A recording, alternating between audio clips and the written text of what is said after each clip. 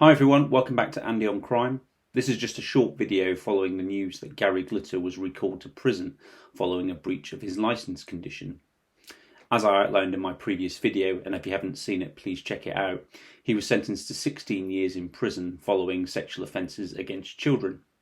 And as I talk about in my video, he would have received longer had he been charged under the Sexual Offences Act of 2003.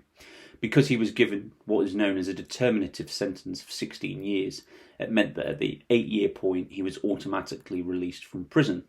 Now, when he was released from prison, he was subjected to a number of conditions which were imposed by the probation service. Some of these are fairly standard, and then others are unique to the offences with which that individual has committed.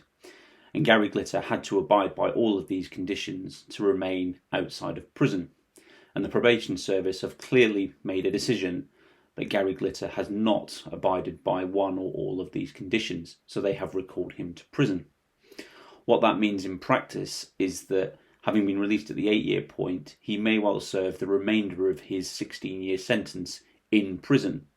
The decision on whether he is to be released at a future date will be reserved for the probation service, so he can apply to the parole board and they can make a determination as to whether or not he will be released from prison. So there's a very good chance that if he does not satisfy the parole board that he is not a danger to the public and can abide by the conditions that they set out, he will serve the remainder of his 16-year sentence, which is about 7 and a bit years, before being released at the end of his sentence.